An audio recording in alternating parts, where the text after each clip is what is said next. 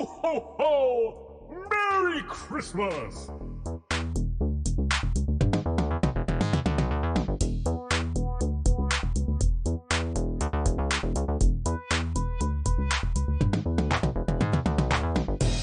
Hello, and welcome back to another episode of Podcast Assemble, show where you come for your regular geeky download. My name's Tommy, and I'm delighted, as always, to be joined by my virtual friend and co-host from across the pond. It's the one and only DL. Happy Christmas, mate. Merry Christmas, happy holidays. We are virtual. It didn't take me that long to get this setup going, to be fair. I think it took you way longer your first time. So I'm gonna pull rank here and be I'm the new sound engineer for the podcast. Please, absolutely. I would love you to do. This is our Christmas episode, man. Bring some holiday cheer. Don't make it all about the Merry sound. Christmas, happy holidays. We are virtual because COVID is just exploding in Australia, and I'm waiting on a COVID test. But, I saw this. You're waiting for results on a test, right? Yeah. I saw this hilarious meme of, I think it was like Pirate. Did I send it to you? It was like a GIF. It's like Pirates of the Caribbean, that scene where the guy's like slowly walking down the ship and it's just exploding everywhere, and each like cannonball that's like hitting the ship is tearing it apart, and each one is like a new COVID thing. Like 2 mates at Westfield got it, the entire cinema got it, like, and you're just like, this guy's narrowly avoiding each one. I feel like that's me. Like everyone is dropping like flies, and I don't have it yet. I feel like you're probably like one of those dudes who's got it but is a carrier. You know what I mean? Yeah, maybe I'm the super spreader. Yeah, you're the like super everyone's spreader, dropping around me, but I'm fine, and I'm just like asymptomatic. Anyway, well, hopefully, or not, fingers crossed, because we want to do this in person again at some point in the future. Yeah, but for now, if you guys want to jump around, there'll be time codes in the description. You'll be able to listen to us bantering about our weeks, or you can jump to the main topic, which we are super excited to talk about this week. Or there's other things in between. Help yourself. We love to have you here. We'll start with spoilers and go into non-spoilers when we get to the main topic. So. Yeah. We're going to try our best not to spoil this week, right? We are, but I'm like very bad at this, so. And you're so excited to talk about it. Like, honestly, just if you're listening to this podcast, like, just be careful. We're going to talk about Spider-Man No Way Home. I'm going to do my best, but, there may be some slippage. Look, I'll do my best to cut out whenever he gets too far into spoilers, and we'll make sure that no one has anything spoiled from they don't want to know for the main topic, which you'll all know by now from the title. All right, man, what have you been up to this week? Obviously, you've been working pretty hard. It's just crazy. Like, happy holidays. I'm so ready for it. I only am going to get like a week off, but it's going to be a very good week. I've been pretty grindy, but I still managed to basically watch a couple Christmas films with the missus. Claws on Netflix. I think it's actually was nominated for some Academy Awards. It's a kind of a childish movie, but it's good. Who's that with? It's animated, but it's got Jason, or is it Josh Schwartz, or there's Jason Schwartz, who's in a bunch of HBO Jason stuff. Schwartz. Yeah, he's the main guy, and then the guy that actually, why am I blanking on his name? He plays Spider-Man villain, or what the news reporter in Spider-Man. J.K. Simmons. Yeah, J.K. Simmons. He's the Santa Claus character. It's unique. He's been on it. He's great at voice work, that guy, as well. So he's in. We talked about it a little while ago. Invincible, that Amazon animated show. That he's like unreal in that. Like his voice work, just different level. Like something about it. I don't know what it is. Yeah, I didn't notice it was him as well, and that's like kind of because like Santa in that doesn't talk much, but when he did, I didn't really realize it. But I did catch that one of the other like villain characters was like, I was like, what is this voice? And I was like, man, is that Jesse from Toy Story 2? Like, why do I know that? And I nailed it. It was. Really? That's class. Yeah. Then we also did what was it? Elf, which I think is an overrated Christmas movie, if I can be honest. I don't find it that funny. Everyone loves it. I've seen it once. It's fine. Like, I think it's more the fact that it's memed to death by now. I literally know every beat of it without having to see the fucking movie. Yeah, it's a bit like overdone as well. Like, it's just a bit extra. Like, there's certain scenes where I cracked up, and certain scenes where I was like, dude, this is just absurd. Was this your first time watching it? No, I'd seen it. I don't honestly think I'd watched it all the way through once, and then like multiple times I'd started it and been like, I can't handle this. But there's it's got its moments. And then the last thing I kind of watched and got into was I've taken down 2 episodes of The Witcher, and is it good so far? It's like I'm very, very happy with it so far. So I'm keen to hear what you thought about that. Yeah, throwback to last week's episode. If you want to hear us talk a little bit about what we thought of The Witcher Season 1, jump in, because that was a really cool discussion. I enjoyed talking about that, and it's nice talking about it and seeing the way this season's going. I've only seen 3 episodes. I've only seen one more than you. I think when we were texting about this, you said let's try and try and make it last a little bit, or at least you were going to try and do that. And I think I want to. Yeah, because it's good. Yeah, I watched I watched 2 episodes on the first night. I watched another episode the day after. Then I was like, yeah, you know what? Like, we're not going to have any amazing content now until late December with the Boba Fett series, and I'm a bit like, yeah, you know what? I'm going to try and make this last as long as possible. So, but the first 2 episodes, man, that's so cool, right? Yeah, it's very in line with like the and I know it's actually taken from the books, but the feelings were in line with apparently the books, but definitely the game.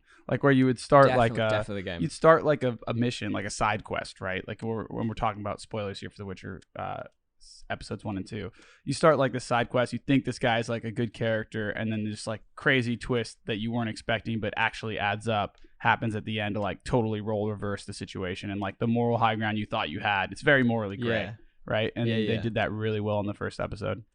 Honestly, the guy you're talking about who turns out to be the bad guy, I immediately was like, he looks like an absolute douchebag.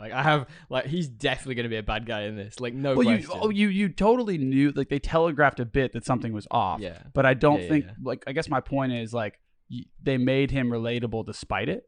You're like, okay, like, you understand it without going all the way into the plot. Like, he was punished and cursed for something. And right, you respect. Oh, sorry, you're talking about the first. Yeah, I'm talking about the first one. Which one were you talking about? I guessed that one, but I mean the second one with the tree guy. Oh yeah, that was pretty obvious. Yeah. I guess something was up with the monster guy. One other thing, and I wanted to ask you this about the show, and I'm going to do my best to sort of jump around because episode 3 really focuses on a couple of characters, but like, how is Ciri so safe at Cameron? Like, she is just a young girl. They're all obviously all clearly, kind of rapey witches. Like, how is she? Are they just? I don't know why you think they're rapey. First of all, I don't take that premise. It's just two of the 4 characters they focused on so far have been really creepy. In Cameron, other than I've forgotten the guy's. Doesn't mean they're rapey. Creepy is different. I don't know. It sort of leans on a little bit in it, but like, is it just because they're all scared of Geralt? Is that what it is, or like, what's the go? I just think it's because like this is like these are the most like almost isolated and kind of, what's the word I'm looking for? Like excluded types of people in the world, right? In the most remote place in the world. So like no one really goes and like hangs out with Witchers. Like it's very much like they're kind of loners, and so like, having her with these people that have kind of no familial connections other than themselves. No one's going to go after her throne, right? No one's going to go after, like, see her as a way to move up the ladder. And then they're also in this place that no one ever goes. They keep a low profile. They kind of premise that in the episode, like, no one comes here. We don't talk about it. So it's kind of like she's also in a remote place. So I think those 2 things is like how she'll be with like some of the best fighters out there. I just mean, how is she like? It's almost like the wolves are inside the castle. Like, how is she safe? Well, I think they'll play on that for sure. Do you reckon? Okay. But I think that like the thinking behind the plot moment is like, hey, like she's much more safe here where Nilfgaard. No, I get that. I just wonder, like, obviously these guys only see each other once a year. Like, how well? I mean, to your point, he's like, yeah, you're safe. And then the first interaction she has with the guy, he like cold stares her, comes up to 100%. Her, and totally, he did look a little bit rapey. But the rest of them were pretty chill. Well, we'll see about that. What else have you been up to, buddy? That's it, man. That's all I've really had time to nice. do. I've been playing a bit of Halo in the off hours. How is that? We got a message from friend of the show Andy, actually, who did the episode with us a couple of weeks ago. He said he'd been playing it a lot. He'd never previously played one. I didn't actually realize this. Oh, that would be difficult then. No, he's really enjoying the new one. He says it's brought him into it. Like, it's brought him into liking Halo overall. Well, they do a really good job of, like, at least in the multiplayer, giving you like ways to train without like playing really, really good people. So I think that's awesome that they've made that more consumable. So that's good for him. Yep. And then the campaign is like so far really good. It's very different. It's almost like crazy that it took them this long to create the open world, because like the best Halo levels previously were this way, and it was like kind of like an obvious place to go, and they just never did. It's almost like I'd compare it to like anyone that's played like Far Cry. I've only played a bit of it, but those like open world Far Cry games, it's like that with Halo. And Halo's always been really, really good with like vehicle combat and these big open spaces. So it suits it quite well, I'd say. Didn't Halo used to have the vehicle combat, so it must have had some open world elements before, right? They had like just really big levels that you could kind of like explore certain checkpoints in whichever order you wanted. Like they weren't super linear. But now it's like actually like a pretty much open world setting. It's a little bit like throttled. Like you can't go to certain areas till you get a certain style vehicle or whatever it may be. Interesting. But, yeah. Interesting. I didn't know that. Interesting. Yeah. All right. Well, I've been up to a few bits this week, and as you said, it is Christmas. And just last night, actually, we watched the best Christmas movie, and we all know what that is. It's of course Die Hard. We actually got around to watching it, and my partner, she either hadn't seen it or had watched it years ago and forgotten about it. So it was a nice, it was a nice reminder of how great that movie is for her, which I found so fun. Does she agree that it's a Christmas movie? I didn't ask the question. I just okay. assumed that it was obvious. But there's a great bit of trivia about that movie. For anyone who's seen Die Hard, I mean, I'm sure you've seen it a million times, as everyone else has. Have I told you this? At the very end, there's a scene when the villain of the piece, Hans Gruber, falls from a building. Falls from the building, the Nakatomi Plaza, essentially. And there's a great bit of trivia that he's apparently was really scared of heights, Alan Rickman, and they were like, okay, he just had a short dropped down to like a... It's Alan Rickman, I didn't even realize. Yeah, it's Alan Rickman. He had a short drop down to this mat, but he was still really scared of heights, so the director said to him, like, look, we're going to count down for 3, it's going to be really easy for you, don't worry about it, so we'll go 3, 2, 1, you'll drop, you'll hit the mat, and so the look of shock on his face when he drops is genuine terror because he counted down 1, 2 and then dropped him. So like that's epic. It's genuine terror, and apparently he was super pissed. That's great. So you got some Die Hard in, you got The Witcher in. Was there anything else you finished? Hawkeye? I didn't get to Hawkeye. Oh man, you should. I think you'll really like it. There's Everyone's it's getting really good reviews. Yeah, and so be it. So it should, man. It's genuinely it's probably. So for me, it'd probably go. What do we got? So we have probably Loki, then this, then WandaVision, then whatever the third one was, Falcon the Winter Soldier. I'd say it's probably better than WandaVision. Better than WandaVision. So WandaVision's like definitely the second like best one, or at least like was first. Actually, no, Loki was probably better. What am I saying? I think I preferred Loki. I think it's okay, right? Right. It's on a par with WandaVision. Maybe it's not better. I think it's a case of that it's more grounded and they're real people. Like I watched this one with my partner, and she was like, I like it because I can you can like empathize with them because they're not like shooting lasers out their eyeballs every time. Yeah, they're just like little archery nerds. They are. It's good. Check it out. I also watched, kind of in preparation for this week's podcast, and kind of just because I haven't seen it in so many years, I watched Spider-Man 2 with Tobey Maguire, knowing that Alfred Molina was coming back from the trailers for No Way Home. I was like, what? I kind of want to relive a bit of that performance. Then I get because Sam Raimi, the director, is obviously directing Doctor Strange in a Multiverse of Madness. I forgot about that. I'm pretty excited to see what he comes out with for his. It's going to be so interesting. Jumping ahead, they've dropped a teaser for that this week, which we'll talk about shortly. But that movie's so good, man. I'd forgotten. And don't get me wrong, I still think Tobey Maguire's a bit of a wet blanket, regardless. But it really captures the hardships he goes through really well. I just think that villain, he's such a good villain. Oh, seriously. Yeah. And we'll talk about it in a minute anyway. We for sure will. But I recently rewatched that one as well. It's good. It holds up. Yeah, mostly. That's the thing. Mostly. Right? So I listened. Yeah. Well, I listened to a podcast about those movies fairly recently, and they sort of pitched it as don't think of it as a big world. If you think of it as a comic book, as a movie, if you look, it's quite flat. So a lot of the backgrounds sort of look like they're sets, but I think it's meant to be like that. So it's got that comic book feel to it. And if you look at it with that perspective, it makes it much more interesting and a way better movie because you're not constantly trying to think about building a bigger world behind it. Yeah. Which is interesting. Well, have you heard this week? There's been a ton of news. There is. A ton of news. But I've narrowed mine down to a few that I think you might like. And speaking of The Witcher, did you hear that upon it dropping The Witcher 2 was certified fresh at 96% on Rotten Tomatoes. Yeah, I find it hard to trust that until a couple weeks have gone, as we've always said. But so far, I think it's living up to the hype. Because like, as soon as it drops, like who has like watched all of it? Like no, most, like only the people that really love it, right? Like or like as we said, the promotional review junkies. So always the review junkies. Yeah, it's probably a bit inflated, but I'm agreeing so far. Did you also hear that Henry Cavill? Oh my god! This might be a bit old news, actually. I'm not even talking about the one you're thinking of.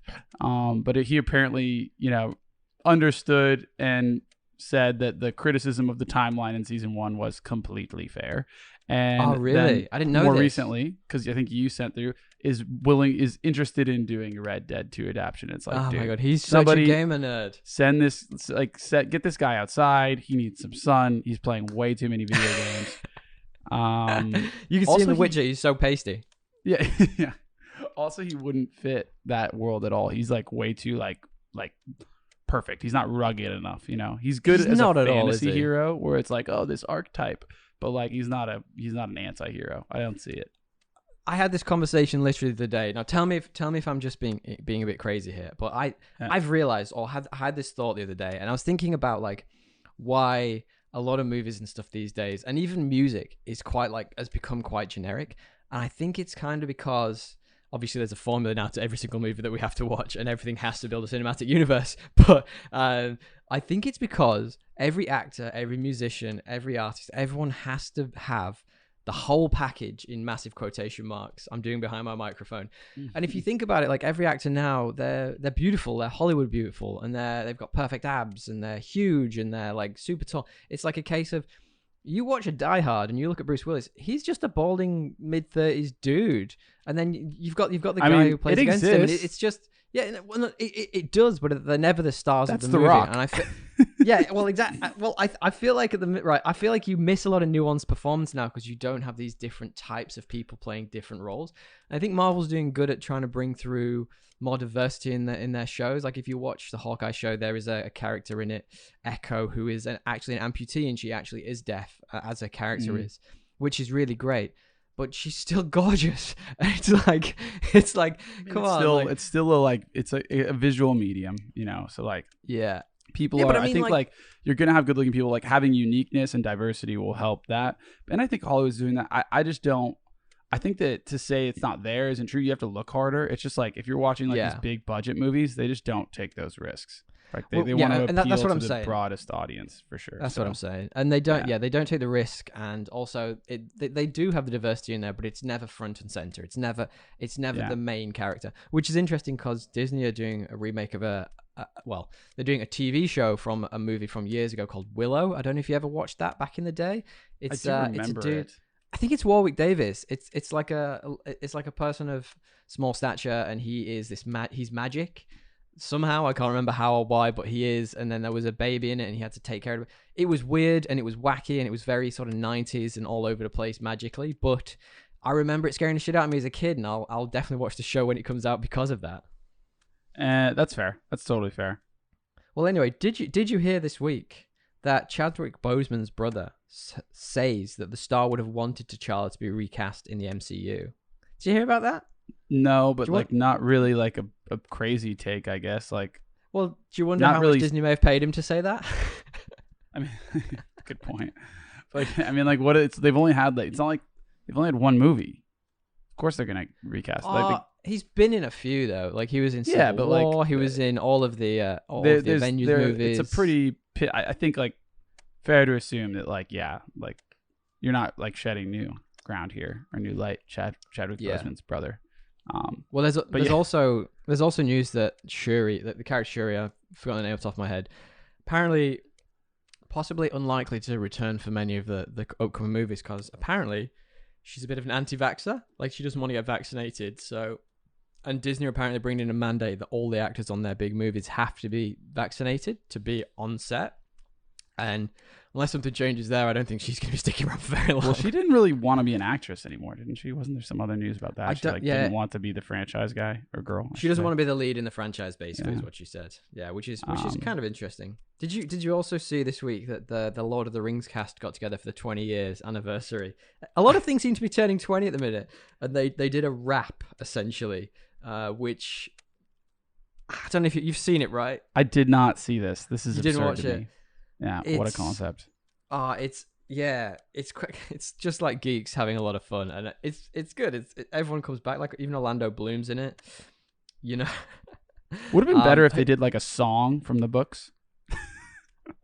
Nah, I think it's just so out way there. More funny. Yeah, it's just so wild though. Like it's just nonsense. Like watch it at some point. Like I might put a clip in here of it because it's very funny. Yeah, I'm down. Did you see that the new Matrix reviews are coming in? Oh, really? I've not seen any yet. I'm super pumped. I don't want to ruin the sanctity of your viewing because you're very particular. No, I think they're about middling, this. right? I mean, what did we really expect at this point? Like, blue pill, red pill. Like, truth is, kids, don't do drugs. Skip the movie. That's what I've heard. Yeah, I think. I heard it's laughably bad. Oh, really? Laughably Yes. bad. Who said that? Well, one of my mates who saw it, and then one of I think there's a ripped version as well. So he downloaded the. That's the problem, man. Stupid. That's the problem. But, you probably just downloaded some weird porno that's. But then I've actually gross. He's actually I've read a couple of reviews, and it's like, look, just stay out of this metaverse. I think. Really? It's just not very good. Is it a I mean, I'm definitely gonna watch it. It's one that I'm excited for, so I'll probably try and go over the Christmas period. But, it's a shame. It's a shame if it isn't good because they had a lot of potential.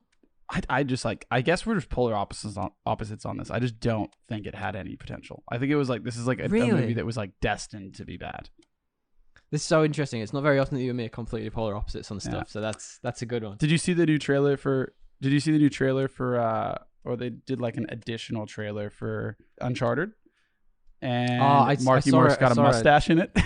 Oh, does he? I saw a still of it this morning. I mean, he needed the stash, otherwise fans would have been in outrage, in an uproar. Yeah. So to be honest, I didn't realize Antonio Banderas was in it, which is no, good. I didn't either. Is he the bad guy? Yeah, it looks like he is. And then I knowing that this movie is going to be full of terrible CGI and absurd things that would never really happen because it is a video game movie. Putting that aside, it does have a bit of a 90s throwback feel that I'm kind of actually excited for. The Mummy, National Treasure. You mean it's basically Angelina Jolie's Tomb Raider, is what you're saying? Yeah, but with a dude. I'm actually kind of a little bit excited. Slowly getting excited. I know it's going to be a bad movie, but it will give me that little fix.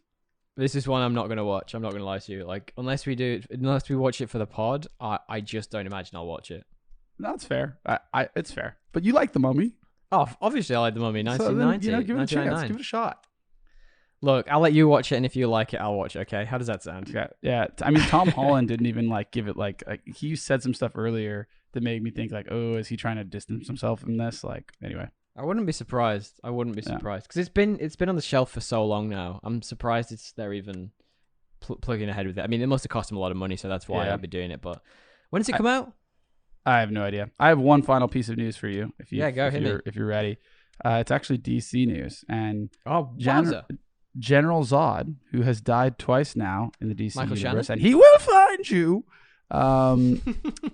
It's hard to keep a good comic book villain out of the picture, right? Because it looks like he will appear in the Flash. Apparently, reporting. Interesting. Michael Shannon will. Yes, Michael Shannon. It's funny you say that because they've just announced at the same time that Michael Keaton, famously appearing in that movie, is also going to be appearing in a Batgirl movie. No, I saw that. Yeah, I wonder if they're going to have him as a man in the chair, like a sort of Samuel L. Jackson for this sort of universe now. Do you know what I mean? It could be. And then actually there is one other bit of news. Amazon, learning from Netflix's mistake of canceling shows the day they're released, has said they literally want to do all 14 seasons of Wheel of Time plus the prequel.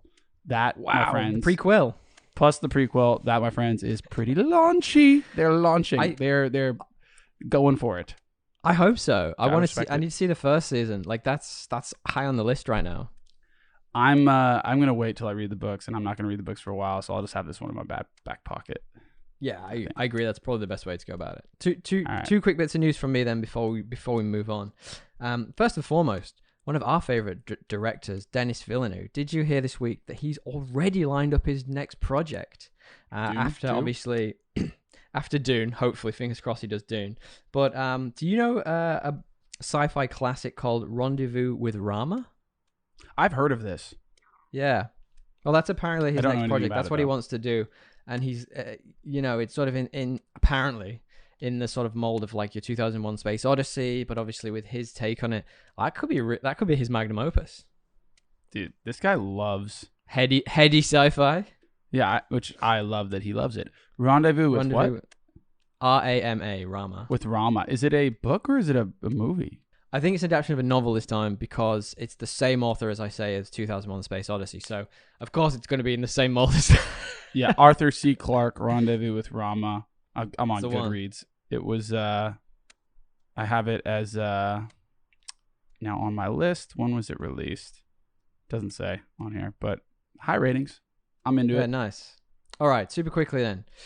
Did you hear this week that the Hollywood Reporter reporting that the Hawkeye season could set up a second show and also a new Avengers team? So obviously, we've talked about it multiple times. Baby Haley Avengers. Steinfeld, Young Avengers. But when you finally have seen the end of Hawkeye, you'll know that it could absolutely be setting up a second season. Yuck. I mean, I think all of these shows are set with the principle of like, I think Kevin Feige's even said it, like, we go into these things without any expectations of a second season, but we're always open to it. So, and like Jeremy Renner, we've talked about this 1,000 times. I think he's great in this, and I'm super surprised by how well the whole thing landed. Well, I can't speak to it. I just don't like the baby. Yet. I'm not a fan of this baby Avengers thing. It's like they don't all have to have the exact same talent. It's way too like gimmicky to me. But anyway. Yeah. All right. Well, if you guys have heard anything we haven't spoken about this week, it was a bumper news week this week. I assume it'll be pretty quiet over Christmas, but I assumed this week was going to be quiet. So we're probably going to get a deluge of news over the Christmas break. But if you guys have heard anything we haven't mentioned, please let us know. You can find us at Podcast Assemble on Instagram or thepodcastassemble@gmail.com. Yeah, hit us up. Let us know. Final bit of news this week before we segue nicely into our main topic. Did you hear this week that Spider-Man No Way Home earned the third biggest global debut ever at the box office with $253 million, which for pandemic times is pretty awesome. It's like we're back in normal times. I'm pretty sure this movie is going to eventually hit $1 billion. We were at the theater together. This show was packed. Yeah, and that no one was caring about COVID in that theater. Yeah, it was, and people were yelling, clapping, like jumping. Honestly, all sorts of airborne pathogens were flying. Let's not get too far into it. Do you want to preface our main topic? Yeah, we watched Spider-Man No Way Home, which Tommy wasn't even excited about. I was pretty giddy. You're Something right. about a Spider-Man movie hitting theaters is like, it's a vibe. I actually think that helped. Do you know? Like, I went into this with zero expectations. I didn't think I was gonna have as good a time as maybe I did have with it. I think it was more a case of I've seen so many trailers. I've seen so much news about this. It was never not all over my Instagram feed. And as soon as something dropped, whether it was a spoiler, whatever it might be, like it was all over my Instagram. So a lot of this, it was really hard to avoid spoilers for this. And luckily I managed to, for the most part. But and a lot of stuff leaked, but I honestly think the leaks didn't really affect my enjoyment as much as I thought they would. I'm not going to talk about that. I just didn't believe the hype. Yeah, I don't know, man. Like spicy take. I think it's like second best Marvel movie. All right. Well, we'll talk about that at the start. We'll talk about that in a sec. What was your first? Endgame? I was gonna say Avengers Infinity War. Yeah. Yeah. Okay. All right. Yeah. All right. Spicy take. I love it. Look, we're gonna do our best not to spoil this, and then we'll jump into spoilers. We'll be pretty quick going through our overview of this. But do you want to give me your stupid plot summary? Yeah. Let's do it. At the risk of Please. Yeah. It's a mutagenic Queens high school reunion. No Way Home gives you all the closure you didn't know you needed and the origin story you never got.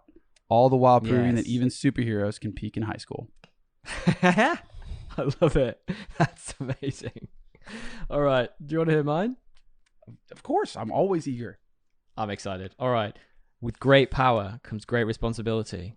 If only someone had had that conversation with Doctor Strange, we might not have ended up in this whole mess. That's good. Seriously, I literally what a tool.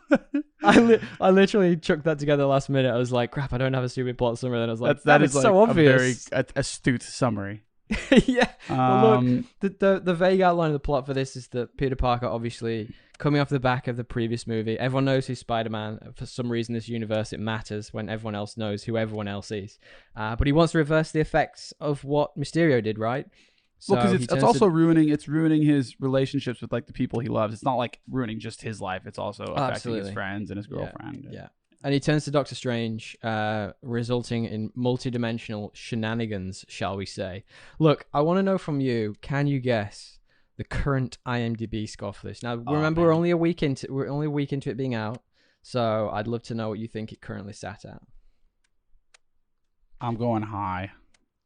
I would honestly say it's like a 9.5. Ooh, it's currently sat at 9 on IMDb, which is really respectable. Like really, it's super respectable. I was swinging for the fences. Yeah, of course. Okay, tell me what you think the Rotten Tomatoes is. It would be 95. The Rotten Tomatoes is 94. You are like so close, so close. Now, finally, the one that I think I would probably put my most stock in, which is the Metacritic score. What do you think the Metacritic score is? I want to say we'll get 3 9s, but I think we'll get like an 88.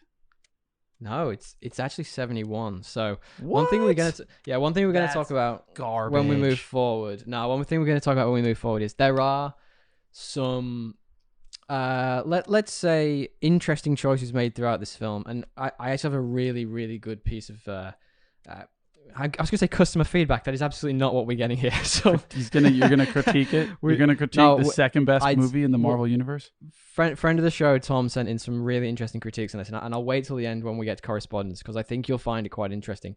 However, I would love to just talk a little bit about this. Is obviously John Watts returning for his third directorial in the Marvel Cinematic Universe, who really nailed the themes of these Spider-Mans. He's been so good. Tom Holland returns, Zendaya, Benedict Cumberbatch, obviously all the usual ones. But as you know from the trailers, we'll stick to the trailer stuff, obviously. But you've seen that Jamie Foxx is back in this, playing Electro. Obviously, you've got Willem Dafoe, you've got Alfred Molina. Wong is back, my favorite MCU character. Wow, I forgot. Yeah, he has a little brief appearance. He's here. He is here. But obviously, you've got like the likes of J.K. Simmons in this, who round out just a real stellar cast. Peter's supporting cast, you already talked about it, but MJ, what's his other buddy's name? The laptop Ned guy. Leeds. Ned, yeah. Yeah, Ned's great. Now, what I'd love to do is I would love to get your opinions on goofiest IMDb picks. Now, what I've done for this, because the IMDb can be a bit sketch at times, I have just picked one, and I think you'll like this one. So this last week's winner was Francis McGee, who, as you very well remember, is some sort of weird Passion of the Christ. Not entirely sure what this look is. I think he might be in Game of Thrones for some reason. I'm not sure where or how. You got to remind me. I don't recall. I remember making that comment, but I texted it to you before the show, so it should be on your messages. I need to send you this week's as well, so you've got both. Are you sure it's not on your text? I do see it. Yes. Yeah, okay. All right. So you've got you've got the man, the myth, the legend. You have Francis McGee. Now this week's choice from Spider-Man is Martin Starr. Now Martin Starr is one of the teachers in the high school. And can you describe his IMDb pick for us? He's looking at you creepily through a hole in the wall. This must be taken from Silicon Valley. Maybe, I don't know. Yeah. He looks like a serial killer. Yeah, he does. I mean, accurate. He's just kind of like a peeping Tom through a hole in the wall with like a deadpan stare, like eyes. He's got dead eyes. Man looks like he's about to murder you. Or like he's looking and like he wants to murder you eyes. I can't really place it. Yeah, he really No one's ever looked at me like that. Anyway. No, that's true. Actually, I can see that. Yeah, I mean, like that's his IMDb picture. He's famous. Yeah, he is. That's a terrible IMDb picture. Which do you think Goofy is? I have to give it to him because he's actually like very famous. He should be better than this.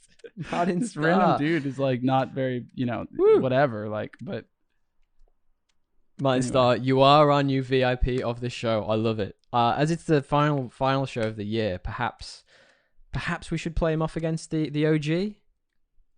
Yes, but if he, there's no chance. Ray Buchtenica. You don't have to put it up. Ray has got that in the bag. We'll stick with Martin Starr, shall we? All right. So let's just talk a little bit non-spoilers about this movie before we do. And I just wanted to call out, we did have a comment from friend of the show, Ollie, who just said he had a bunch of this movie spoiled for him simply by YouTube thumbnails, which is brutal. Like, who wants to go on YouTube and have a whole movie spoiled for you? So we are, like I say, going to do our best to veer away from spoilers, and we're going to just talk a little bit about what we thought of the story, the performances, the pacing, the CGI, bit of the action, and then we'll get pretty much directly into the spoilers. How does that sound? It sounds good to me. Although, did you like the story? Oh, I love the story. So my comment was, I think perhaps one of the best plots in the MCU, due to the consistent, it consistently has emotional weight. Sure. It consistently creatively reverses tropes, and on top of just really, really good casting and acting execution. Interesting you mentioned tropes there, because I have to agree somewhat with a friend of the show, Tom, I'm going to save his correspondence for the end, but there are some lazy tropes in this, some very lazy tropes. And I think when we were watching it together, we would talk, we were kind of, we always do this. We were kind of bantering a little bit as it was going on. We probably shouldn't in a theater, but we were.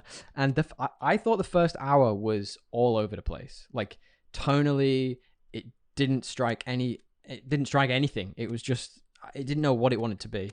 And then it hit a certain point about an hour in, and the second 2/3 of the movie, at half of the movie, whatever you want to say, that's when it really took off for me. And I completely agree with you. It was fantastic, but it certainly tried to sort of shake up that Marvel formula a little bit. So it pushed the boundaries a bit, I think, of what the live action stuff has done, but only after that first hour was through. I think that first hour was just an intro. It was table sets. I don't know. I think that you have to evaluate it as the sum of its parts. And the first hour was kind of basically setting up the reason why Peter would make the decision he makes at the end of the film.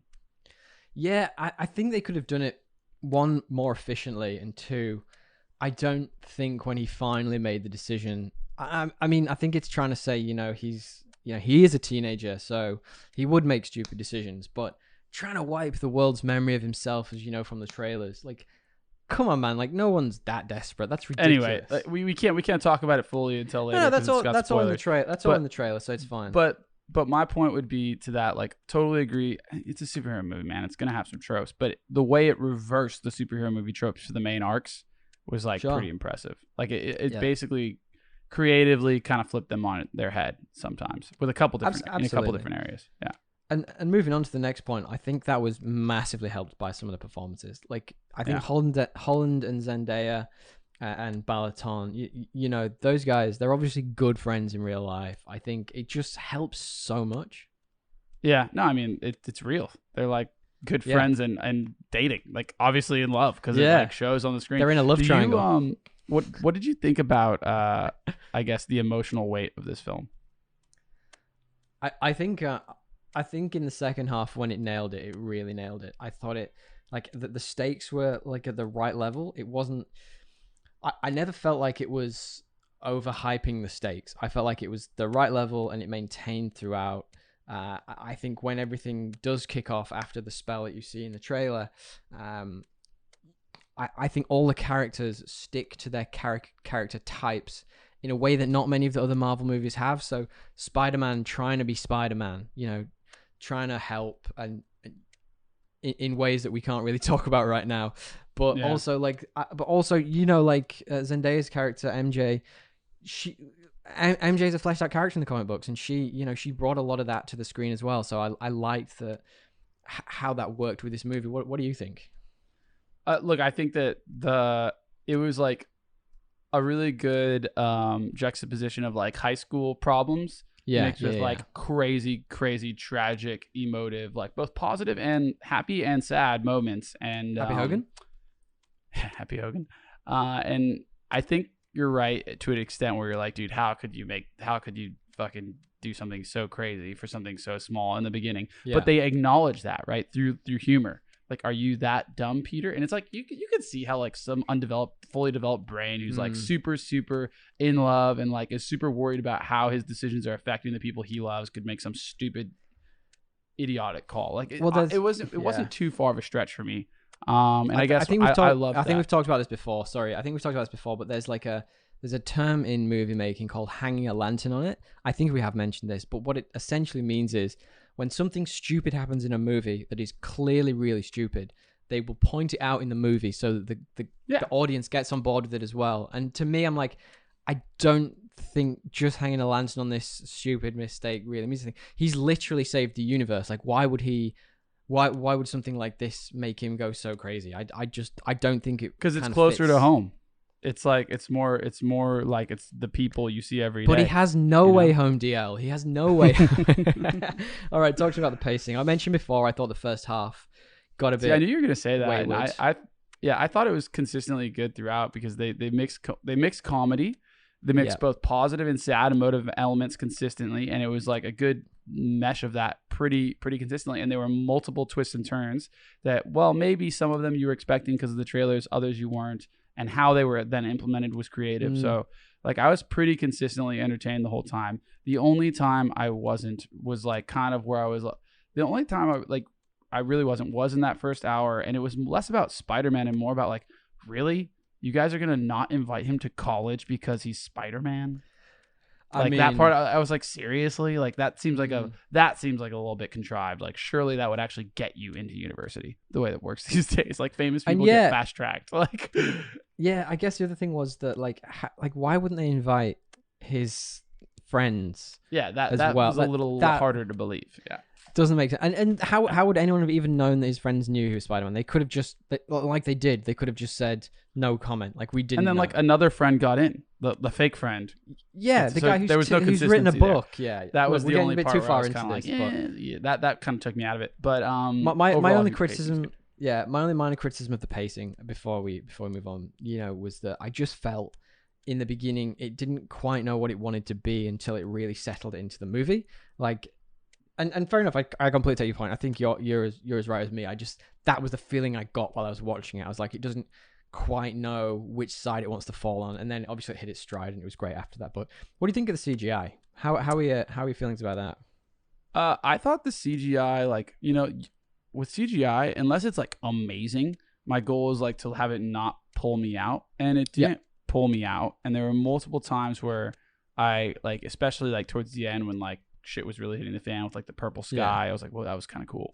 And then there was some just like battles with like Doc Ock, where I was like literally like, ooh, cringing, like, you are almost about to die. Like, it looked like he was feeling it, and the action wasn't too like over the top. So I think it was good. I don't know, what were your thoughts? They made some interesting choices with that. Like in the obviously the Tobey Maguire one I mentioned before, Tobey Maguire punched him in the face like a lot. But he's just a real guy. He's just a normal bloke. So like Spider-Man being Spider-Man, he's got like I can't remember what the comic book figure for it is, but his strength is outrageous. It's through the roof, and he would have just essentially like pummeled his face into a pizza. So it didn't make sense. But they made some interesting choices. Who are you talking about? Alfred Molina's Doc Ock. I don't think they ever actually showed him hitting him. I think it was a case of the arms, the arms, Doc Ock's, mandible arms. I think they blocked everything. So I thought that was a really interesting choice. But in terms of CGI, talking of the reason I was rambling about Doc Ock is I felt they moved away from, like, in the original Spider-Man 2 with Tobey Maguire, those mandible arms, they were actually like, they were physical things. There's like you can see YouTube clips of them like moving them around, and like they've each got a mind of their own. Whereas in this, they moved to be CGI, and I think sometimes when you're watching the fights and Spider-Man CGI as well, like on the bridge, I think some of the CGI just lacks a bit of weight at times. Like, it doesn't take me out of it, like you say, not in the slightest, but there are times when I'm a bit like, oh, that looks a bit sort of Blade 2. The only time that it actually did take me out was some of the stuff from basically all villains from the Amazing Spider-Man series that returned it. Like, they just, I think it was maybe their powers, like Jamie Foxx's powers just seem a bit like, I don't know how you show that and not have it look kind of cheesy. Same with the lizard guy. It's a cheesy character. Yeah. And the lizard guy was a different, the lizard guy I think he was a different design of Lizard as well, which made it a little bit, took me out of it. He just didn't look real. He looked computer generated. No, but if you notice as well, they did some de-aging on Doc Ock. That didn't look bad. It was amazing. Yeah, it didn't look Alfred bad at all. Molina, I couldn't tell the difference. I thought that was what he looks like, but he doesn't. He's so old now.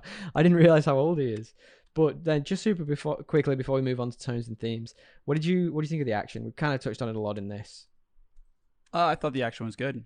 In particular, that sequence with Doctor Strange was really fun. Yeah, that was fun. That's in the trailer, but it does a really good job of subverting that, like we mentioned. Yeah, I liked it. Yeah, I was a big fan. You? I thought some of the action beats had good emotional weight as well, like especially towards the end of the movie. None of it seemed forced or like they were fighting for the sake of fighting. I thought all the motivations behind it was, pretty bang on.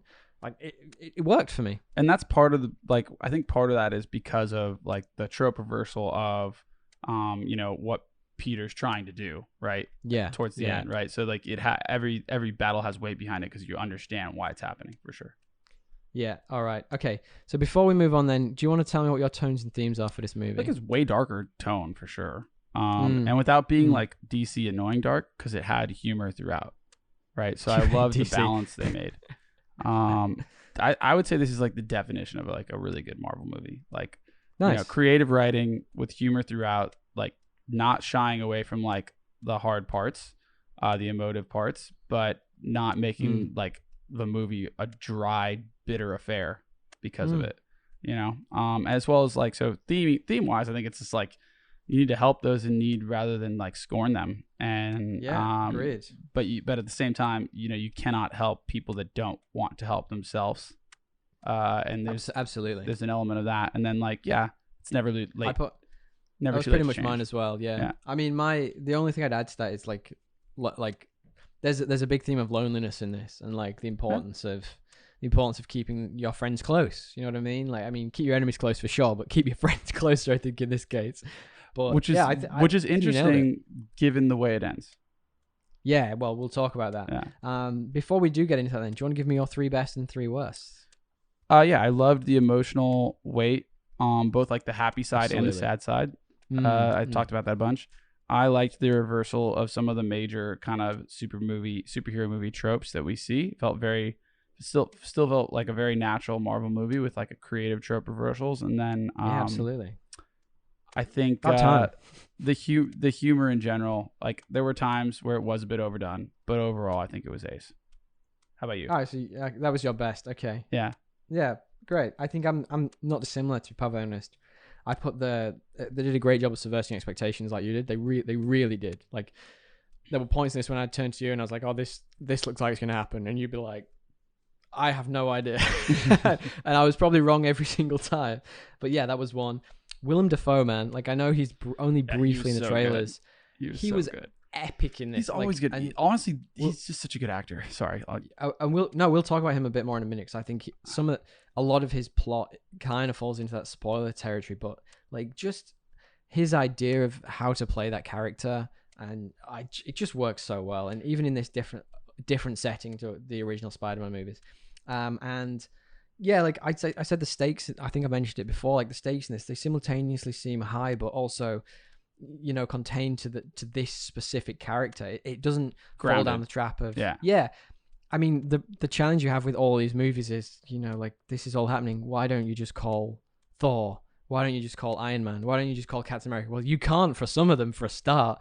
But like, I always felt at this point it was a case of it was happening over such a short time span. They didn't have a time to get there to help them anyway. So I thought that the stakes seemed really on point. And it helps that you care about the characters, right? They've they've built this up well enough that you care about the characters. So even though the stakes aren't necessarily the Galaxy Avenger level stakes, you know that whatever happens could negatively affect the characters in this story, and that to you matters because you care about them. Oh, we will talk about it. I cannot wait to talk about it. Quickly give me your 3 worst things. I'm excited to get into this. The lizard villain still sucks. Sorry. He didn't really like. I read a thing that said the Amazing Spider-Man villains. So we had the Lizard, obviously, and Jamie Foxx is Electro. They didn't really get a lot to do in this movie, which is kind of a shame. I think that their role was to be cheesy humor because they were cheesy villains. And yeah, that, it's true. You know, like it played its role. Like Jamie Foxx was pretty good, but yeah, I like Jamie Foxx. The lizard dude was like mediocre. Some of the banter felt like it could have / should have been a deleted scene. Yeah, I'll give you that. You know, yeah. I still laughed though, but like it did feel like, you know, it was like just them riffing. And then like lastly, like Doctor Strange is just surely he's smarter than this. Yeah. Like what? Like what are you doing, buddy? Yeah. What? No, I'm with you on that. My 3 super quickly. I thought, look, I'm gonna agree with friend of the show Tom. Some of the story, and I'm really nitpicking here, did have some like pretty big plot holes. We'll come back to it in a minute, but it didn't. I guess I'm saying this quite flakily because it didn't take away from my enjoyment of the movie overall. Mm-hmm. Like, yeah, it is a thing that kind of frustrated me, but at the same time, I still love this movie. It was great. Some of the action lacked a bit of weight. I mentioned that before, and it did walk a tightrope between emotion and humor the way that a lot of Marvel movies do, and sometimes, you know, with some of the bits that you're like, oh, you know, that could have just been a deleted scene. I think maybe they tipped over the edge, but like I say, I'm nitpicking, man. Like, I would agree with that. It's tough to be harsh on this movie. No, I would agree with that. Like particularly the ones at the end, like after some of the spoiler stuff that happens, some weighty stuff.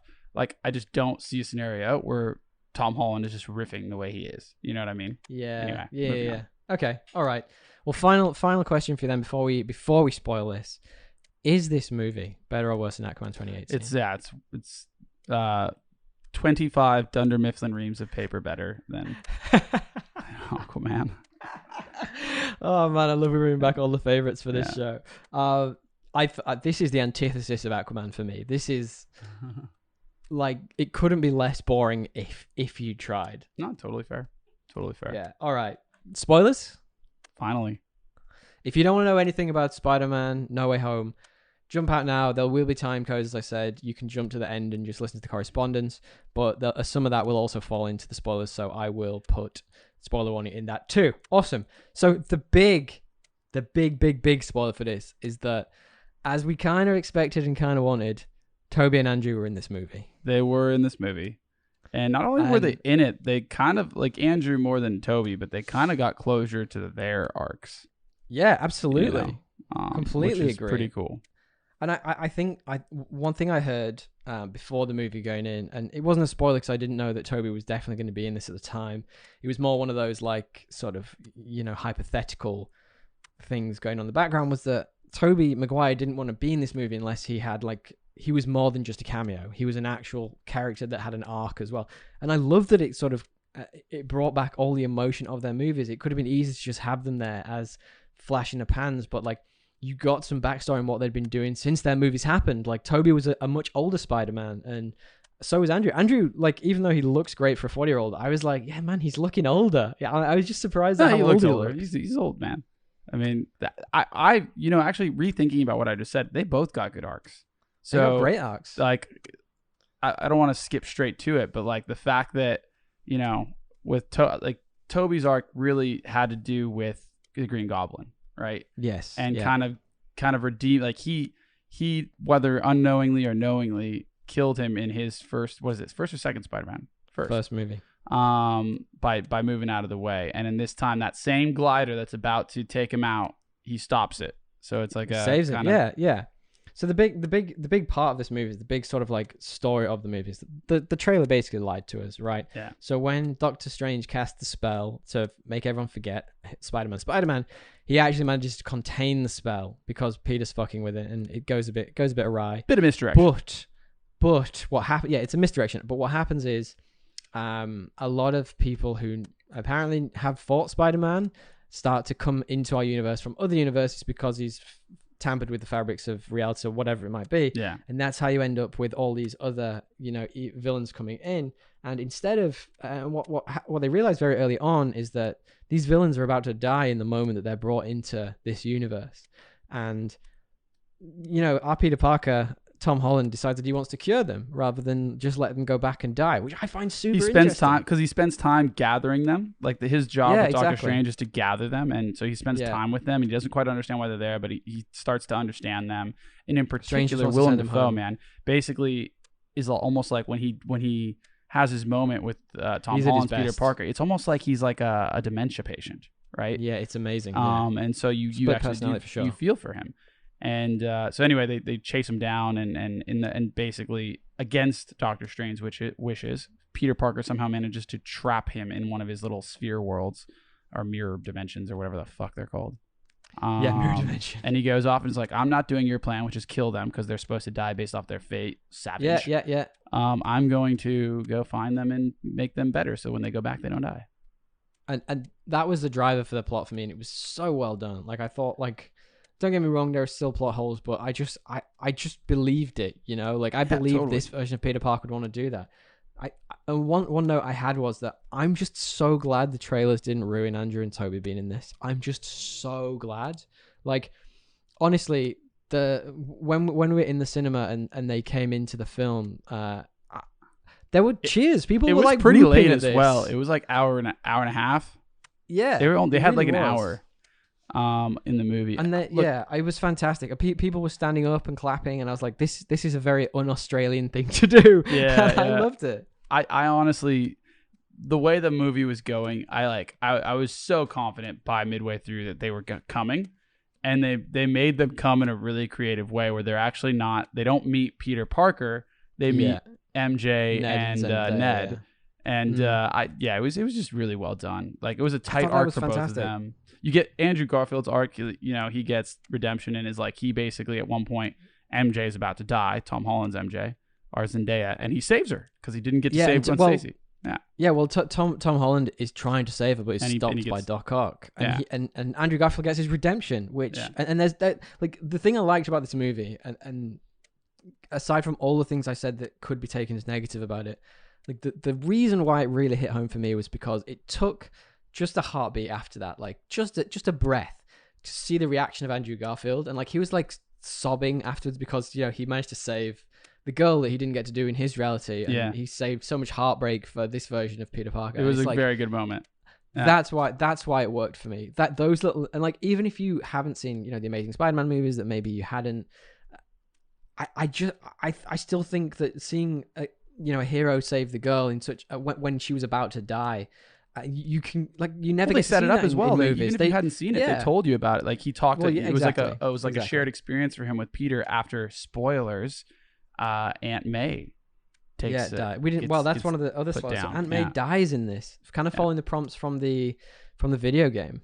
Yeah, no, it's pretty cool how this movie kind of became Peter Parker, Tom Holland's origin story. It's like a reverse. It's like a reverse trilogy. It was really cool how that. And that's another trope reversal. So they did the trope reversal there with, like, hey, the first movie is the origin story, and they've kind of almost made the third movie, which is usually the pinnacle of an arc, like a reset and his new origin story. And they also, you know, reversed the, hey, we're gonna fight the big bad guys who are trying to take the world, to no, we're fighting them to save themselves. All right, like, those are the two big trope reversals we've been talking about, which were. It's interesting that they managed to simultaneously have an origin story and also the close of an arc, all in one, but it worked. And I think it worked really well because, like you say, we really cared about these characters. And I think the thing about Aunt May's death in this, and the ending we're talking about, which we'll talk about in a sec, is that it fixes a massive problem with this universe. The big problem with this universe is Spider-Man. Sorry, this universe is Spider-Man, if I can say it. Is that he's just a mini Tony Stark, and a lot of people had a problem with the fact that, you know, in the comics, Peter Parker is always super poor. He builds all his tech himself. Like, I mean, he does a bit in this, but like most of his tech in this is from Tony Stark. But in this, it shows him the value of him being him.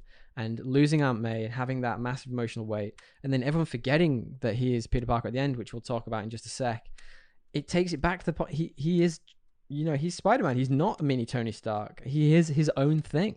Yeah.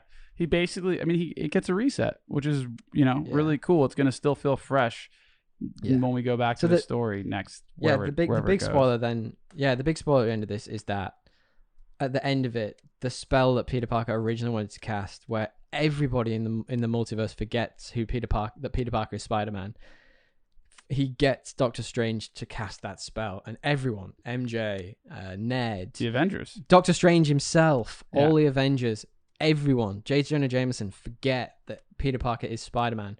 In fact, it looks like he doesn't even have a social security number at this point. Like, what happens to all of his like online presence? Like, does that just vanish? Yeah, you see, no more Facebook. Yeah. No, look, I really like that, and I thought, and the weight of the fact that, you know, this girl who he's fallen in love with over these 3 movies, and you've seen their growing relationship. She's stuck by him even though he's public enemy number 1, and he has to make the sacrifice. He has to make the sacrifice play, the thing that Tony Stark couldn't do until the Avengers. Neither could he, by the sounds of it. I really like that. I really like it. It was basically the only way. It was like you either choose to like the world is going to be very different or / destroyed, or we have to like they weren't very clear about that. Or you have to do this, and he basically did it. You know? Yeah, I think it was one of those fabrics of reality falling in itself type deals. Yeah. But yeah, I genuinely like that was like an emotional beat that a lot of people in our cinema specifically were, you know, like tearing up at and stuff. Dude, it's pretty masterful how they did it as well, because the Avengers will remember Spider-Man. Well, yeah, exactly. They will know they fought with Spider-Man. He can be in future movies, and they'll be like, "Oh, this guy helped us." They just don't remember who he is. Exactly. No one remembers who he is. That's suit. I love it. It's so interesting. I wonder if that's going to be broken at some point. So there's a lot of cues for me that make you think perhaps they will. So one that I was going to wait to mention, but I'll mention now. Screw it, why not? So in the second movie, Far From Home, Peter gives MJ like a necklace, a Black Dahlia necklace, which is a thing she really likes, etc., etc. And he, at the end of the movie, when he goes to the coffee shop to reintroduce himself, but chicken's out basically, she's wearing that necklace. So I wonder if there's going to be like, you know, workarounds for it. Like, oh, well, how could she have got the necklace, basically? You know, I'm sure they'll use that stuff when he tries to get her to fall in love with him again, but it feels like he's going to fail at first. Some people are gonna have to remember him. And it was interesting. No, it's just going to be a slow build. I do wonder if he's going to do like a little hall pass for a couple movies and then meet Gwen Stacy. Oh yeah, maybe. Yeah, no, maybe this is how he gets out of it. You know, there's a bunch of other. He just has a bunch of other love interests. That'd be a bit shady, Peter. Yeah, absolutely. So one other big spoiler that I just wanted to quickly mention is, and it's on a bit of a tangent, sorry, but I was so excited about this, and I think I even turned to him and was like, oh my god, was that Charlie Cox's Daredevil is back. He's back, baby. Oh my god, I forgot about that. That was like so early as well. That was in the first 20 minutes. And that was kind of one of my problems with the movie, that, you know, like Peter Parker he's sort of, he's not on trial for murder. It wasn't quite that. It's hinted at that he was involved in these murders and the police were all over him. And you get this appearance of Charlie Cox, who's obviously a great lawyer, who just turns up and is like, I'm a good lawyer. You can get off this super easy. I was a bit like, it's a bit easy just letting him get away with it, like, just like that. Yeah, do you know what I mean? There really wasn't enough time to fully explore it, but I take your point. Yeah, I would have liked to. Oh, absolutely. But the other part of that was that Charlie Cox is in the MCU. He's back, and then there's a bit where someone throws a brick through the window, and Spider-Man spider sense. He goes to catch it, but Charlie Cox is faster and catches it first. And I was like, this is the Daredevil. It's good writing. And that's a person I could imagine remembering Peter Parker being Spider-Man, because in the comics those two are like fierce friends. They're like always teaming up, they're always working together, and I'd love to see that on the big screen. It sounds like they're gonna do it if this is where they chose to introduce him. And you know, it makes sense. They're both New York. One's Hell's Kitchen, one's Queens. They are. I also like randomly just to acknowledge how when what's his name, Electro sees Peter's face, he's like, oh man, like I thought you were gonna be black. Yeah, young kid saving people from Queens. I really thought you were gonna be black. Well, that's sort of one of the plot holes in the movie, because and why I chose my phrasing very well around the people that came through, because you thought it was people who knew Peter Parker was Spider-Man, but Electro never knew that Peter Parker was Spider-Man, and they literally called that out in the film. Like, at that point, he doesn't know that Spider-Man's not black. But I don't think he said but he saw his face, and he knows he wasn't, like, he took his mask off. That was the point. Yeah, but I'm saying up until that, when he came through to this universe, he didn't know that Peter Parker was Spider-Man. Yeah, but what does that have to do with him thinking he knew who Spider-Man was? He just thought he would be black. Oh, that he wouldn't know he was from Queens? No. What I'm saying is that the people that came through, the assumption is, so Doc Ock, Green Goblin, Electro, and the Lizard, the assumption is that they all, because of the spell and how they've worded it, you assume that they all know who Spider-Man is. Oh, they would know that it's Peter Parker. And then Doc Ock did. So did, but you're right, he didn't. Electro never did. Yeah. And the bigger threat there, when all the worlds are threatening to come into this one, the big purple sky or whatever it was, I kind of wasn't sure what was going on. Who were these people? But the point was that these were all people who knew that Spider-Man was Peter Parker. Got it. But Electro never did, so it's a bit like, I'm not quite sure why he was there. That's a fair criticism. But to me, it was like them seeding a Miles Morales thing. Yeah. Or at least acknowledging that it needs to happen at some point. Absolutely. And I think it will. And I think Tom Holland's come out and said that he wants to, introduce a new Spider-Man, which I would love to be Miles Morales, I just thought, I mentioned a couple of bits as well, just in my sort of wild nonsense of notes. Like, I did find it really interesting. The trailer flat out lied to us. So, like, admittedly at the very end, which we'll talk about in a minute, they did bring back the line of Wong saying, "Don't do that spell," but that wasn't actually in the movie. Wong was like, "Just don't involve me. I don't want to be involved." Yeah, totally. So, like, I thought that was interesting, and that Marvel have made a habit of that. They did it in Infinity War. Good. They're good at misdirection, man. It's what they do. Yeah, they're very good at like that's. I think that's a different version of subverting the expectations. But people these days, they comb through trailers. They go through literally frame by frame. Viewer expectations. All the best writers and I guess TV and book writers do it really well. Yeah. Oh, I completely agree. I think the sort of the key action scenes, we've obviously talked about Doc Ock a bit on the bridge. We touched on Willem Dafoe very quickly. There's a scene. So in the movie, what happens is we mentioned that Peter Parker tries to save, shall we say, each of these villains. And it seems like it's working. So he's helped Doc Ock. He's about to help Electro. The Lizard is next on the go. But what's happened is that Willem Dafoe is tweaks. Willem Dafoe is saying that he's helping when really it's the goblins doing it on purpose to get close to Peter Parker and get the technology. And it's so interesting that Peter Parker's spider sense goes off, and then they have this major action fight scene. And what a great point about this is that Willem Dafoe said that he didn't want to do this if he wasn't doing a lot of the action himself, and I love that. Though that fight scene was like heavy. The one leading up, so basically they're Alice Butts will be they're about to be cured, as Tommy's saying, and then Spidey tweaks his senses for like a solid 30 seconds. Like, it's not like a quick one, right? It's like 30 seconds of Spidey senses, which was cool as well, because it was like this foreboding, creeping thing. And then all of a sudden William Dafoe blows it all up, and all of them kind of figure out that they don't want to be saved. And this big battle where Willem Dafoe just destroys Peter Parker. Like, he's just getting it's very reminiscent of Spider-Man and the climax of Spider-Man 1 with Tobey. And this is when Aunt May dies. Yeah, which was a great build-up. It was awesome. Utters the line. The slightly changed line. With great power comes great responsibility. But she changed it, didn't she? It was like slightly edited. I can't honestly remember. I think she did. It was like the same. It was like they added like a preposition or something just to like make it a bit different. Yeah, well, probably. Yeah, probably. All right. Look, the action really hit home for me, and then you had obviously the final action scene was the 3 Spider-Men who were now all trying to work together, fight against the 4 villains. Was Alfred Molina helping them? I can't 100% remember at this point. He was kind of helping at the end, wasn't he? Yeah, okay. Yeah. But it was a case of, of all the villains, they managed to neutralize the Lizard, they managed to neutralize Electro, but Goblin was just too much. And he tried. We mentioned he tried to kill MJ, and then Tom Holland's Peter Parker just flips, doesn't he? Yeah, no, he goes dark, and basically the great part is Tobey is able to like do what he wasn't able to do for himself, spare the Green Goblin. He does it for old mate Tom Holland. It was a really good arc. And he stopped Tom Holland murdering someone, which is Spider-Man doesn't murder people, and it's great that he had that sort of mentorship in this. Like, there's been no real mentor.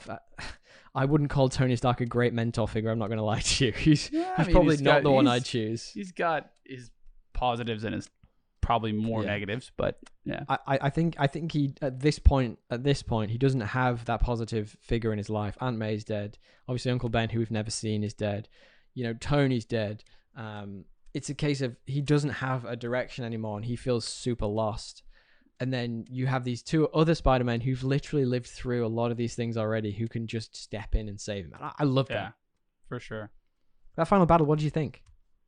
I thought it was good. It was a bit longer than EDB, but overall, because of the like I said, it's like, and I always say it, Battle of the Blackwater, right? Battle of the Wall. Yeah. These big battles only matter if you set up the emotional weight behind them, and every character had something that they cared about in that battle that was like at risk, you know, or I did was have, like we were following. Yeah. Anyway, I did have one question for you. Did you find it a bit hard to track which Spider-Man was which? 100%. They all sound the same. They're all white dudes.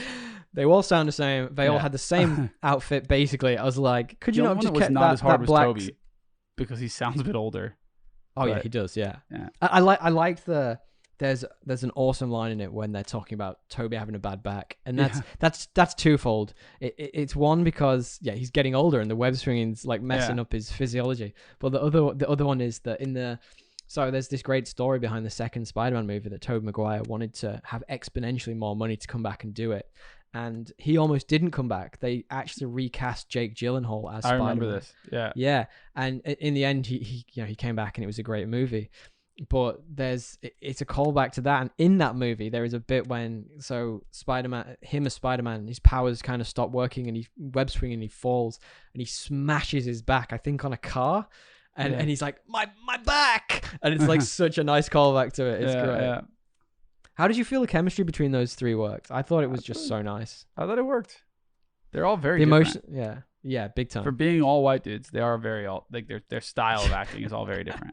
It's because they're different ages. That's what it is. Well, I just think that they have a different, like, really delivery of lines. Like Toby's always like glassy eyed, looking out in the, this is the geek. And then Tom Holland's like kind of manic in his, like, he's like a little chipmunk. And then you've got Garfield, who's like more like philosophical and like kind of cool. Yeah, kind of like trying to be cool but not really cool. Like, I don't know. They're very different. No, I agree. I completely agree. But I think the differences really made it for me. Like the fact that they were so similar but so different, and they were at different stages of their life, and it kind of made for different kinds of wisdom being shared between them. Yeah, it just was so nice, so interesting. Like, maybe like Garfield more, to be honest. Well, can I be honest? Like, I actually quite liked him now.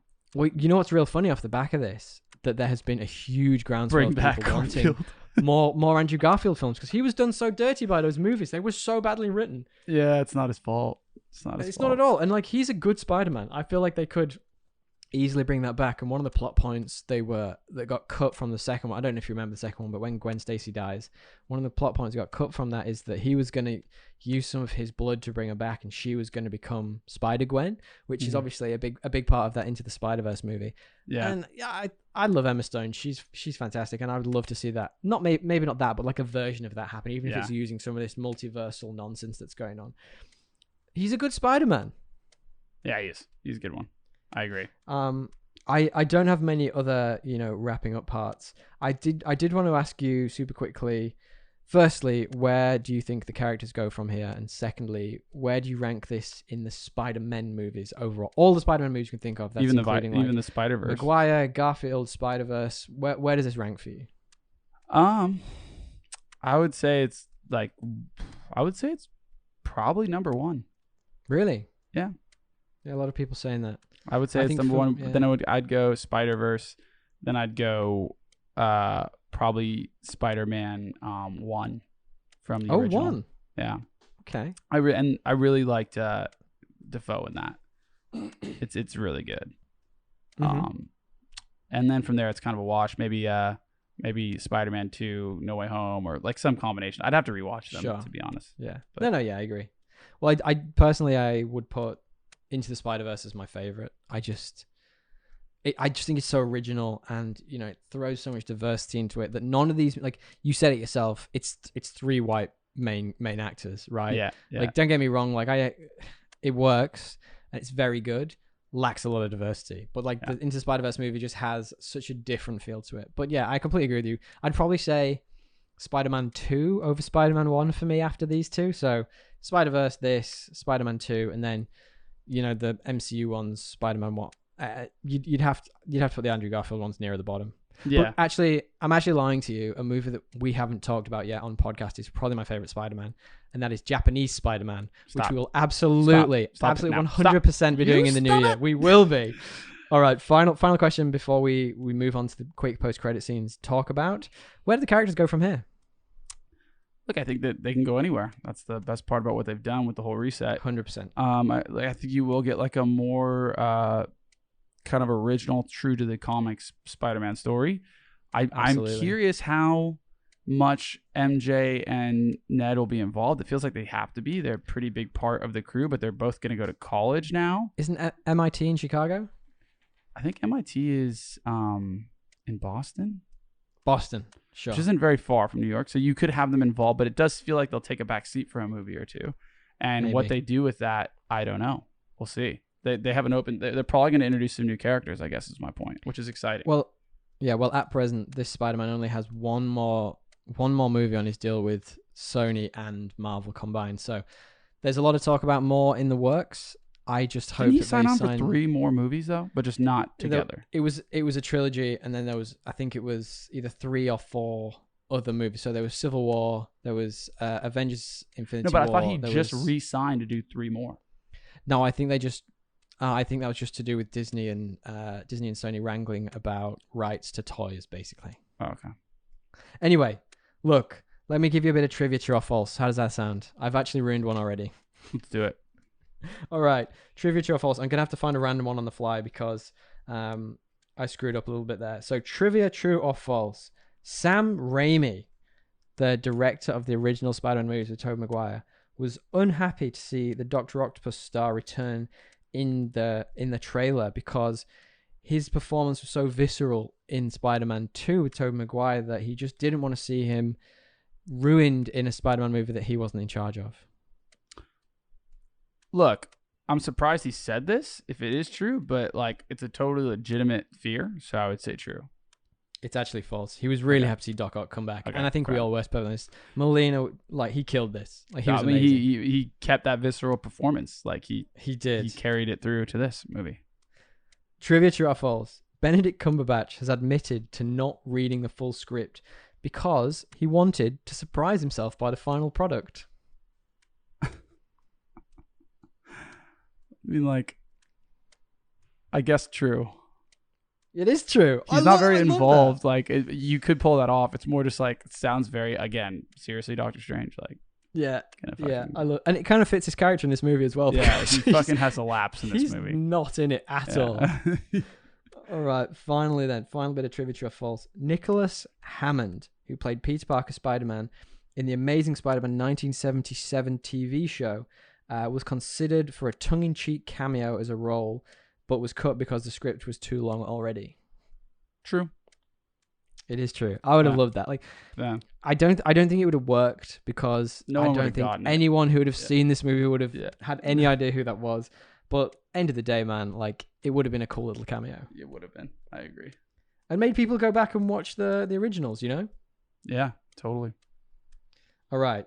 Thank you very much, guys, for sticking with us. We really appreciate it. That was our, I think, less rambling this week. I enjoyed that a lot. Like, I think it's good when you've got a... Wasn't that many spoilers either that I stumbled into. Only one. I somehow think we got away with it. I think at one point you did say Toby when you were referring to Tom, pre-spoilers. But did I? No one will notice. It's all right. Well, they'll notice now. So, all right, let's quickly do this. Let's do a bit of correspondence. How do you feel? Into it. Perfect. Who we got? We got a few from this movie. I mentioned friend of the show Tom up top. Now, he had 4 good bits and 4 bad bits from the movie, and I'm going to quickly rinse through them for you. And you can tell me whether you agree or don't agree. Yeah. A lot of his bad bits, I kind of do agree with, but still, let's go good first. His good. Actually, you know what? I'm going to do it in our format. I'm going to do 3 good and 3 bad from friend of the show Tom. You do it. His good. Yeah, friend of the show. Tom Holland and Zendaya are both brilliant. Chemistry is fantastic. I think that kind of we agreed with that. Yeah, totally. He said it was a big, loud, silly movie, but it kept the emotional stuff right, and it kept it at the center, which made it work best. The character conflict around revenge versus responsibility really worked. Totally. Yeah. Defoe was absolutely amazing. Stole the show. Green Goblin was the best character in it. Kind of agree. Always. Any Spider-Man movie that he's in, he's the best character. I'm going to pick my 3 favorites because he's got a few bad actually. But so his bad were There were too many problems with the plot. The reset box, the spells, the cures, the absurdly lazy writing overall was a serious bad for him. How do you feel about that? The reset box for me was not great. Remind me that I didn't mind the reset box because it was almost like this temptation for them to do and like compromise their moral values, right? Like it was like Doctor Strange without being Doctor Strange. I didn't think the writing was lazy, so I don't agree with that. But well, that's backed up by another point that he says he feels that some of the fan service was a bit shoehorned in. There was fan service, like some the of little the banter spider between Maguire and Garfield, fell a bit flat for him, and I kind of agree with that. I don't know if that was writing. I think that was literally them ad-libbing. But I guess to your point, like should have been cut. I can agree with that. Yeah. All right. He also says, we said this actually. Electro and the Lizard felt weak to him. Electro especially. The takes just weren't good, and they didn't really do anything, which I kind of agree with. How do you feel? No, I think they weren't both necessary. You really only needed one of them for the comedic humor. That's fair. And his last one I'm going to say is that he just wasn't hot on some of the action. He couldn't put his finger on it. He said that he felt the final battle was okay, but he couldn't recall a "fuck that's cool" moment. And the stabbing of Spider-Man, Maguire Spider-Man at the end, wasn't really a what the fuck moment. It just felt a bit cheap. How do you feel about that? The stabbing didn't really matter, did it? Like no, and he just sort of walked it off. But like I had a couple moments where I was like, "Whoa, that was cool." The slamming of Spider-Man through the different levels of the building and the Green Goblin fight, the whole lead up to that. Agree. I really did like the I just had it. Oh, when they're fighting on the bridge the first time with Doc Ock, that whole sequence was like, whoa, and he turns his things against him. But overall, look, when there's a lot of fighting, you're gonna have some moments where you're like, what is this? What's going on? Let's move on. Yeah, I agree, and I think his point overall is that it's good to have a balanced view of it. Like we could have easily gone into this super fan servicey and just been like, oh my god, it's amazing. But I think it's good to try and make sure you look at the points that maybe aren't so great, and we can sort of just fan service on it later. Yeah, totally. If you would like a fan service correspondence, we have friend of the show Joe who wrote in this week and said this is in his top 3 Marvel movies. Had everything. It had tears, it had action, it had comedy. Yeah, it was just very different, and he loved the emotional side of it. Yeah, I'm with him. I have it at 2. That being said, like I have to think about it. Like there's a couple, like Thor Ragnarok and Avenger. There's not Avengers. What's the other one? Guardians of the Galaxy. Like number 1 were like close seconds, but I think it edges them out for me. It's not far off. Like it's genuinely up there with my favorites of the MCU movies. All right. Well, thank you very much, guys. We really appreciate you sticking with it, as always. Yeah. If you want to get in contact with the show, where can you find us? The podcastassemble@gmail.com or podcastassemble on Instagram. This is our final show for a couple of weeks, I think. We're going to take a couple of weeks off over Christmas, just to enjoy ourselves, relax a little bit. DL's going to stop working at some point, which I'll believe it when I see it. All right. Well, thank you very much for a fantastic year, guys. That is Podcast Assemble for the year. Yeah, dude. 2021 over. Have a safe and Merry Christmas, guys. Tally ho!